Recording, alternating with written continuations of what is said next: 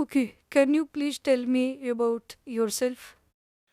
Yeah, sure. So I have completed my graduation in BTech in Computer and Science Engineering, and I have around 2.6 years of experience in IT industry. So there I have been involved in developing and maintaining web-based applications using the modern technologies. So my technical expertise primarily includes ReactJS, JavaScript, HTML, CSS, and along with the state management tools. Also, I have experience like Redux, and on the backend side. So mostly I worked on the backend side. So I have experience on Java, Spring Boot, Hibernate, and JPA. So I have been the part of agile development teams contributing to all phases of the software development life cycle. So from requirement analysis and design to implementation, testing, and deployment. So I also focus on writing clean, reusable, and maintainable code, and I follow the best practices and design patterns wherever it is required. So yeah, so this is all about myself. Yeah. Okay, so you mentioned about the design patterns, right? So can you explain the difference between design patterns, architectural patterns, and coding best practices? Do you have any idea how we can differentiate between these three? Yeah, design patterns, architecture patterns, and coding best practices all are like the concepts based on which we develop the code, but they operate at different levels of abstraction and serve different purposes.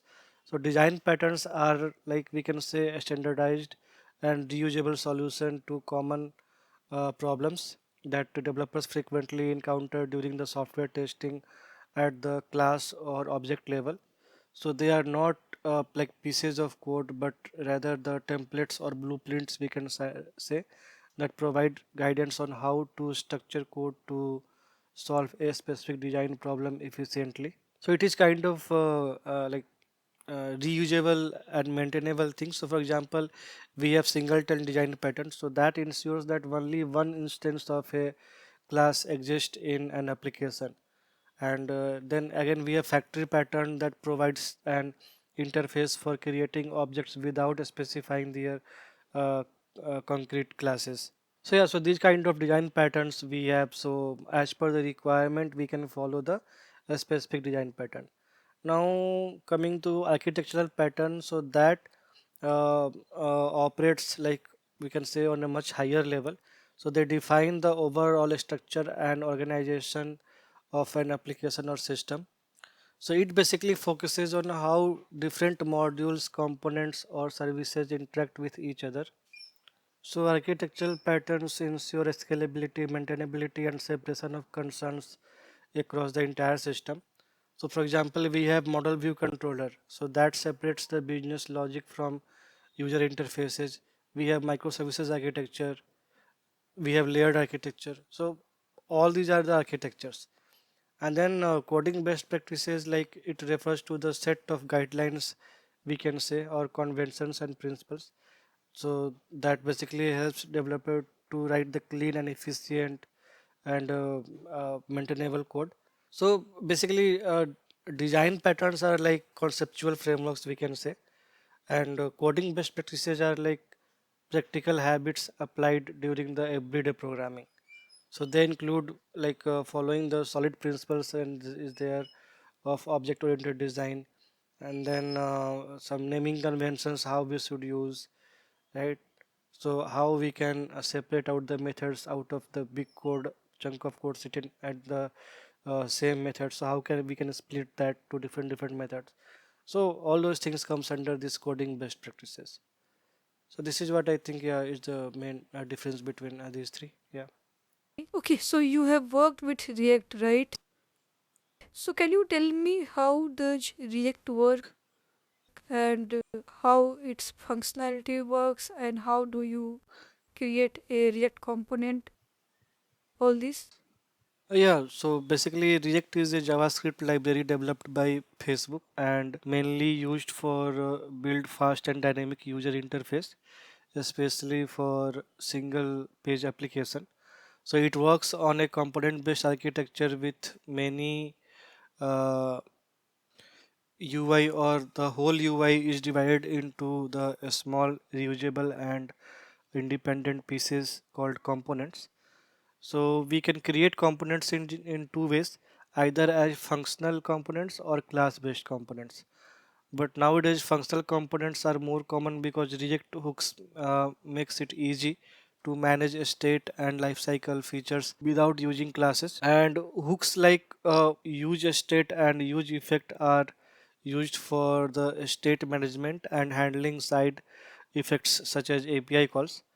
And React works on the principle of the virtual DOM, so where changes are first made in a virtual copy of the DOM. The React compares it with the previous version and updates only the parts of the real DOM that have actually changed, right? So it won't load of all of the components. So this makes like rendering much faster and more efficient.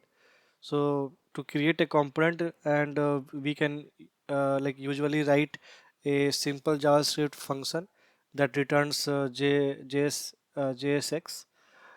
which looks like HTML but allows us to use the JavaScript expressions inside it. So yeah, so overall React's declarative style, reusable components and virtual DOM makes it one of the most efficient tool for building the web application. So yeah, that is what is all about. Okay, what is container presenter, like a smart dump component pattern in React? Yeah, the container presenter pattern, also known as a smart dump component pattern. So that is the way of structuring React components to separate logic from the presentation. The main idea is to divide components based on their responsibilities. So one handles how things work and the other handles how things look. The container component is responsible for managing the application's logic and data. It handles takes like fetching data from APIs, managing state and handling user interactions. So it usually does not contain much JSX. Instead, it passes the necessary data and callback functions as props to the presenter component. On the other hand, like this presenter or the dump component is focused only on the UI. So it receives data and the functions from the container components as props and displays them. So it does not manage its own state or perform data fetching. It's purely concerned with how things are displayed to the user. So this pattern makes the application more modular and easier to maintain because the UI and logic are clearly separate. So it also improves the reusability. So yeah, so this is what is the difference between these two. Yeah. Okay, so you know Java 8, right? So what is the difference between a lambda expression and an anonymous class? Yeah, Lambda expression allows us to write concise code and achieve more functionality in fewer lines. So, for example, we can use streams with Lambda expression to iterate or perform operations on collections. And anonymous classes are a different concept, we can say. So, they allow us to create a class without explicitly naming it. So mainly for implementing interfaces or extending classes with minimal code. So the main difference between these lambda expressions are more concise and used for functional interfaces, while anonymous classes can have the more structure and can implement multiple methods. So yeah. Okay, what is functional interface? Yeah, a functional interface is an interface that has exactly one abstract method, and it can have multiple default or static methods but only one abstract method. So these interfaces can be used as the for lambda expression. So for example, we have runnable, callable, comparator. So these are Java 8 built-in interfaces like functions, predicate, consumer and all. So these are the inbuilt one. And in the functional interface, there is one thing that we have one annotation called at the rate of functional interface. So that is one annotation we can keep on the top of the class to make it clear to prevent multiple abstract methods from being added like accidentally, or to identify whether the class is functional interface or not. So yeah, so that is what is the functional interface. Yeah. Okay, and what is the difference between collections and streams? Yeah, collections are data structures that store elements in memory like list or set, while streams are used to process the data from the collections in a functional way, we can say. So collections are eager, so that is the meaning that they hold all elements at once, whereas streams are lazy, so the processing elements on demand they do. So that's what is the difference between these two. Also, streams cannot be reused once consumed, while collections can be iterated multiple times. So that's the difference between the collection and streams. Okay, tell me one thing. Can we convert a stream back into collections? Stream back into collections. Yeah, we can do that. So for that, we can use terminal operations like stream.collect and then collectors.toList. That is what we can use, and it will give us the list of a string, and that is how we can do it. If it is set, then we can use collectors.toSet, and then stream.collect will collect all the set items, and further we can assign it to the like set of strings. So yeah, so basically collect method gathers stream elements into a collection. Okay, so what will happen if we try to reuse a stream after a terminal operation? If we try to reuse uh, like once a stream has been consumed, like using the for each collect or whatever, so it cannot be reused again. But if we attempt to reuse it, then I think we will get the exception, maybe illegal state exception maybe we can get. And is it possible to modify the underlying collection while processing it through a stream? No, modifying the underlying collection while it's being like traversed by a stream, so that can lead to the concurrent modification exception actually, so we cannot do that. Okay, but we want to modify the underlying collection while processing it through a stream. So how can do it safely? Yeah, by default we cannot directly modify a collection while it is being processed by a stream. So as I told, it will throw concurrent modification exception, but there is a safe way to achieve modification depending on the use case. So one is the like instead of modifying the original collection, we can create the new one. So like uh, we can just say arrays.as list, and we can have the list of maybe integers, and then let's say that is the numbers variable, then numbers dot stream dot map, and then whatever the modification we want to do, we can do that inside that map. Okay, so that is one way. And the second thing is that if we really want to modify the original collection in place, then we can use iterator instead of a stream. So we can use like iterator like it.has next, and there whatever modification we want to do, we can do that.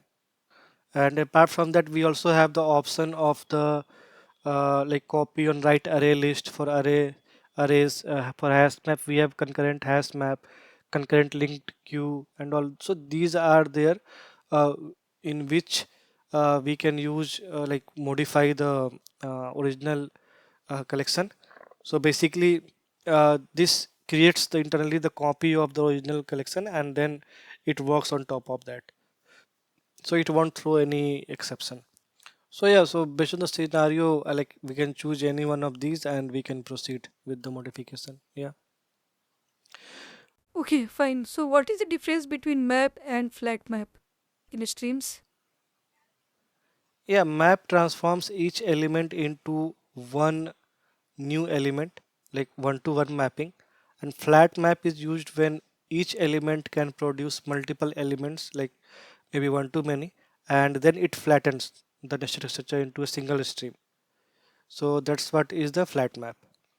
So let's say we have like arrays.as list, and in that we have like let's say one, two, that's all, right? So here we don't have to use flat map. So because it's at the same level, this one and two numbers, so we can simply say like we can use like map for this case. And suppose if we have like arrays.as list, and again we have nested arrays.as list 1 2 again arrays.as list 3 4, so these are the nested ones. So in that case we can go for the flat map if we want all these 1 2 3 4 to show together. So in that case we can use this. Yeah. Okay, and what is the difference between stream and parallel stream? Yeah, stream performs sequential processing. That means that elements are processed one by one in a single thread in the order they appear in the source, and parallel stream performs parallel processing, splitting the data into multiple chunks and processing the concurrently using multiple threads, usually from the fork join pool dot common pool. So that is what is the parallel stream. So parallel stream basically can improve the performance for large data sets or like any CPU intensive task we have.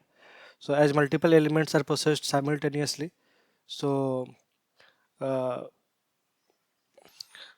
in very short, like a stream processes elements sequentially in a single thread, while parallel stream splits the data and processes it like in multiple threads using the fork join framework. So parallel streams are faster for large data sets, but we should be handling it carefully to avoid synchronization issues or like unpredicted ordering. Yeah. Okay, so do you know string joiner class in Java 8? String joiner class, yeah, that is used to join multiple strings with a specified delimiter or prefix or suffix. So it helps in the building formatted strings like more easily. So we can just say new string joiner and uh, like in string joiner we can give the like comma or based on what we want to join. So like again joiner dot add we can give, and whatever strings we want to pass we can pass that, and it will join those strings based on the separations what we have given. Yeah. Okay, so what is the difference between encapsulation and abstraction? Yeah, abstraction and encapsulation are two core concepts of oops programming in Java.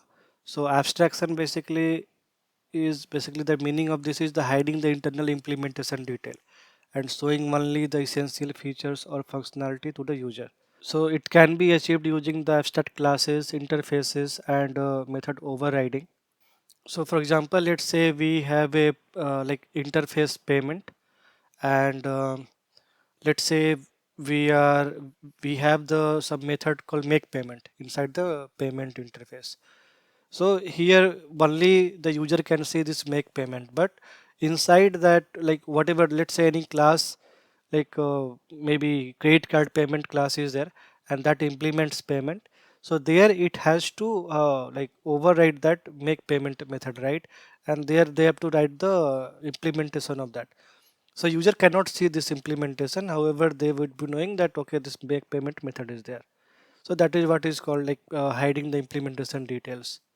And then coming to encapsulation, encapsulation means wrapping the data and methods that operate on the data into a single unit. It helps in data hiding and protects the object's integrity from unintended changes.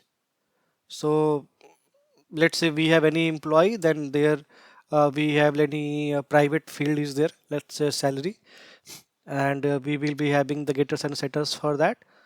So like the salary variable here will be hidden, and this will be accessed only provided through the getters and setters method. So we are protecting data and we are controlling the access. So that's what is the encapsulation. Okay, so getters and setters are the only way to achieve encapsulation. No, the getter setters are not the only way. They are one of the common mechanism to control the access to provide the data. It's all about controlling visibility and protecting internal state of the class. So the access modifiers we have here, right? So that can be either protected, private, public, whatever. It depends on the visibility we want to hide from where, right? So based on that, we can use these different kind of access modifiers, and also for business logic, instead of exposing the raw getters and setters, we can provide the behavioral methods that control the how data changes. So maybe like let's say we have a, let's say, balance variable is there, okay, and we want to say some amount, so we want to show maybe the balance if only the amount is like in the positive, and then only we want to show the amount, so that logic we can write. So here we don't need any kind of getters and setters, so simply based on logic it will show or write. So like these are the different ways like we can achieve this encapsulation. And what is this immutable class? Yeah, immutable class is one whose like instances cannot be modified after creation. So for example, like list dot off, so the list created using this method cannot be changed. Another example is like a string class in Java, so that is also like immutable. So these are the examples. Okay, so what is the difference between array list and linked list? Yeah, array list and linked list. So basically, the underlying structure of array list is dynamic array, and for the linked list, it is doubly linked list. So we have two, like each node like will be connected with using the two links. So whenever we have the scenario like we want to access the things faster, in that case we can go for the array list. So it will access the data faster from the list. And if the same array list if you are trying to use for the linked list, in that case it will be slower.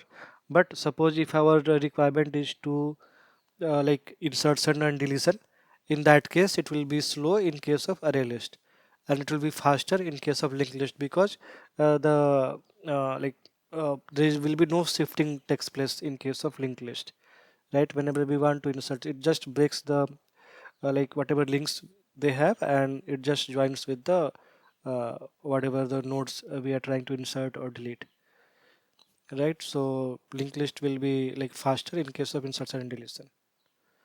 So yeah, so that's what is the difference between these two. Yeah, Okay, can you tell me how can you create the thread in Java? yeah. Thread we can create using two ways. One is the extending thread class, and second one is using the implementing runnable interface. So whenever we say like any class, any XYZ extends thread class, then we can just say public void run, and then a new of that class dot start. So it will directly call the run method.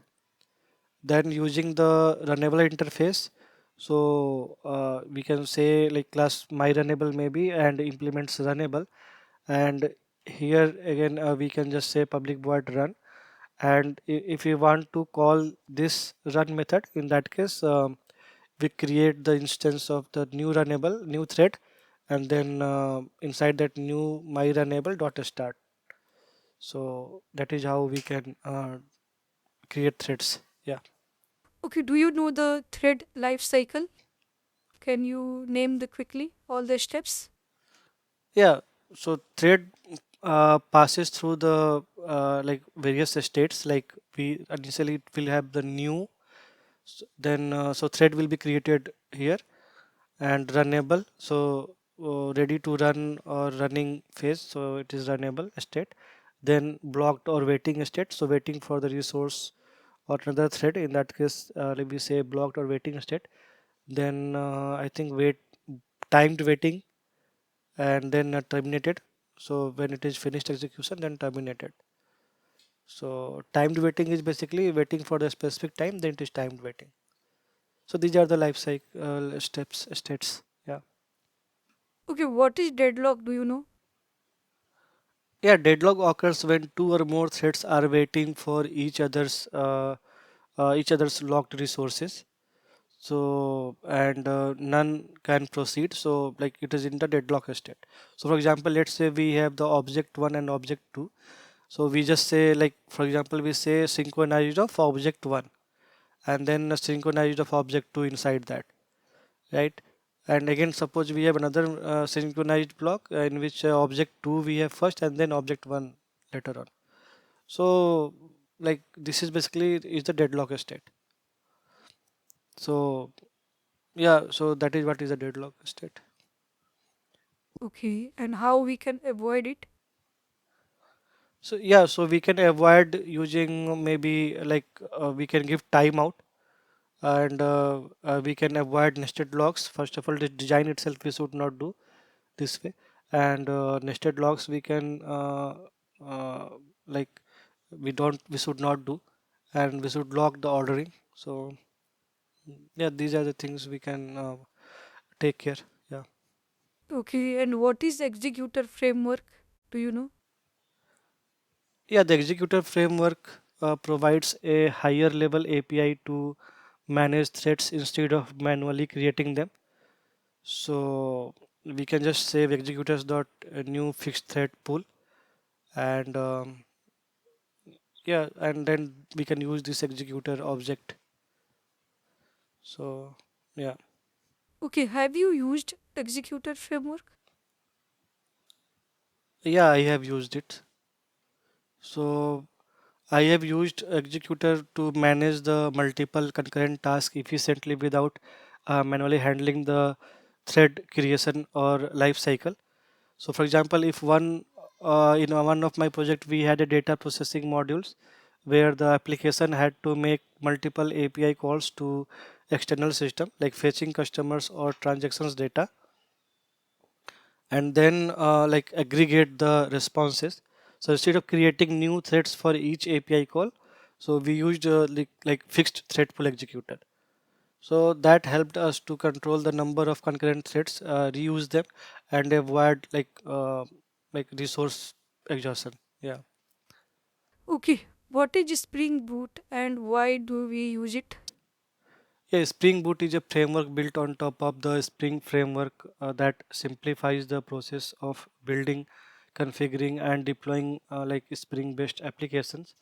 So it provides a convention over configuration approach. So that means basically it eliminates the need for a lot of boilerplate code and manual configuration. So that things is not needed, and user basically focuses on logic only. So the key advantages of that is that that enables the rapid application development, like auto configuration, starter dependencies are already there, and we also have like embedded server in Spring Boot, like Tomcat, Jetty, and all. So now, yeah, so basically developers can simply focus on the business logic while Spring Boot takes care of the configuration, dependency management, and environment setup, etc. So that's what is the Spring Boot, and that is why we use it. Yeah. Okay, can you tell me the main features of it? Yeah, main features like it has auto configuration, so it automatically configures the application based on dependencies present in the class path, and Spring Boot starters, that is predefined dependencies set for building a specific type of applications like Spring Boot starter web we have, then Spring Boot starter data JPA security. So all of them are there, and then embedded servers, so that allows application to run independently without requiring external deployment on a web container. And we also have actuator, so that provides like production ready features like metric health checks, monitoring, and all.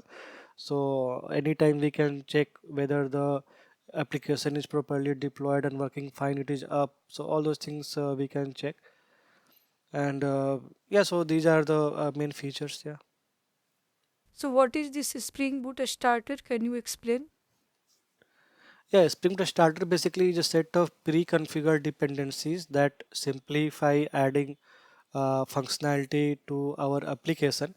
So instead of manually managing multiple dependencies and their versions, we can simply add a single starter in our like pom.xml, or if it is Gradle project, then build.gradle file. So for example, if we need to build a REST API adding like Spring Boot starter web, so that automatically brings in all required dependencies like Spring MVC, Jackson, Tomcat and all. Okay, so this Spring Boot starter web itself is enough. And there are many other starters also like the data JPA. So if you are going to access the databases, in that case we can simply use a Spring Boot starter JPA. We don't have to manually go and configure like Hibernate versions and all that. So that is not needed. And then Spring Boot starter security is also there. So if we are going to use the authentication authorization things, then we can simply use a Spring Boot starter security. We are going to suppose if we are going to like test it, then we can simply use a Spring Boot starter test. So these are the like starters we have in Spring Boot, and we can simply add that those starters, and it will add like all required jars or dependencies to the project. Yeah. So, in short, can you explain what is the role of at the rate of Spring Boot application annotation? Yeah, added to Spring Boot application annotation, like underlying to this, we have three different annotations. Like one is the added of configuration, and second is enable auto configuration, and third is the component scan. So configuration basically makes the class as a source of bin definitions, and enable auto configuration enables a Spring Boot auto configuration mechanism, right? And component scan, it basically scans all the packages and its sub packages for the components, like wherever we have mentioned bean service repositories, so all those components we want to generate as bean, so that we can use that, so that is why it is used. So yeah. Okay. So, do you know the difference between application.properties and application.yaml file? Both are like we use for external configuration. So we use in the Spring Boot project. So it allows us to configure various aspects of our application, such as a server port, database connection details, logging labels, and custom property values. So for example, we can specify server.port equal to like whatever the port we have, and to change the default server port or define a database connection using the Spring data source dot URL, we can do that. So basically the only the thing is that the way we write these properties values are like kind of in absolute properties we have to write the full path, and like a full like a server dot port or spring dot data source dot URL, that completely we have to write. But in the YAML file, we can use identification, and we can use like we can use the you can use tab, and we can use them. So it looks better in case of like YAML file. So yeah, but we should be careful like the tabs has been correctly used. So that's the difference between these two. Yeah. And what is the purpose of command line runner interface? Yeah, command line runner is an interface provided by Spring Boot that allows us to run a specific code after the Spring application context is fully initialized. So we can use it to perform tasks such as initializing data, running background jobs, or loading configuration details when the application starts. So by implementing the run method of this interface, we can execute logic immediately after startup. So yeah, so it's particularly useful for setup scripts or actions that must run once during application initialization. So yeah. Okay, what is the difference between at the rate of auto-wired annotation and at the rate of qualifier annotation? Yeah, the auto-wired notation tells Spring to automatically inject the required dependency by type. However, if multiple beans of the same type exist, Spring will not know like which one to inject. So that basically leads to ambiguity. So in such cases, the qualifier notation is used along with at the rate of auto-wired to specify which exact bin should be injected. So for example, like add that to qualifier, and then we can give the name of the that qualifier name, like whatever employee repository or whatever it is. So that directs Spring to inject that particular bean, even if multiple beans of the same type are available. So yeah. Okay, can you tell me how does Spring Boot connects to the database? Yeah, Spring Boot connects to database using Spring Data JPA. So we can use the starter dependency, right? Spring Boot starter data JPA. So and we can configure the database properties in application.properties or YAML file. So maybe the URL if we want to configure there. So spring.datasource.url we can give, username we can give, password we can give there, right? And Spring Boot then automatically sets up the data source, like entity manager factory and all. So it can connect to database like MySQL, Postgres, SQL and all. So JPA repository make database operations very easy by providing predefined methods like save, find all, delete. So all those are predefined methods are there. We can use them once we configure this. So that is how we can use the database. Yeah. Okay, so you have experience in microservices as well, right? Yeah. Yes. Okay, so can you tell me what are microservices and why are they used?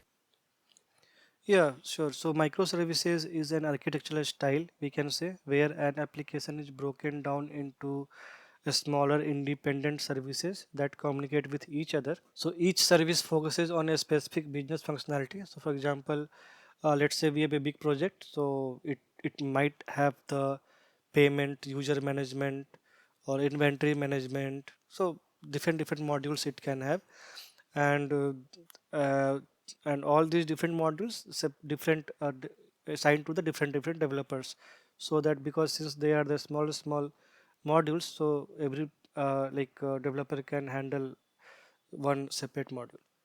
So the key reason to use microservices is its scalability, maintainability, and flexibility. So it allows teams to work in parallel on different services using potentially different technologies. So it can have different technologies, like different modules can have different technologies being used. They can use different databases also. So that is how it is more and much more flexible. So and also we can have the multiple instances of each module. So in case of one instance is failed, so another instance like can be used, or we can the high traffic we can send on that. So yeah, so that is what is microservices and its concept. Yeah. Okay, so how do microservices communicate with each other? Yeah, microservices communicate with each other primarily through asynchronous and synchronous way. So these are the two ways mostly. So synchronous communication is typically done using REST APIs over HTTP. So where one services call another and waits for the response, and asynchronous communication is done using the like messaging queues like RabbitMQ, Kafka, ActiveMQ, and all. So their messages are sent and processed asynchronously. So in this case, like sender just sends the message, and then like whenever the receiver gets free, in that case it can simply receive the message as per their convenience. So REST is simple for frequent response interactions, while message queues are better for the event driven non-blocking workflows. So yeah. So what is API gateway and why it is important in microservices? Yeah, an API gateway acts as a single entry point for all client requests to the microservices system. So it routes incoming requests to the appropriate microservices and handles authentication, rate limiting, load balancing, response aggregation. So all these things is done there. So without an API gateway, client would need to call like multiple services directly.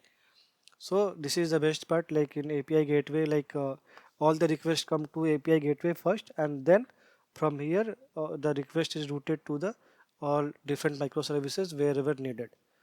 So in Spring Boot, like Spring Cloud Gateway is commonly used, while like Joule is the also was being used earlier.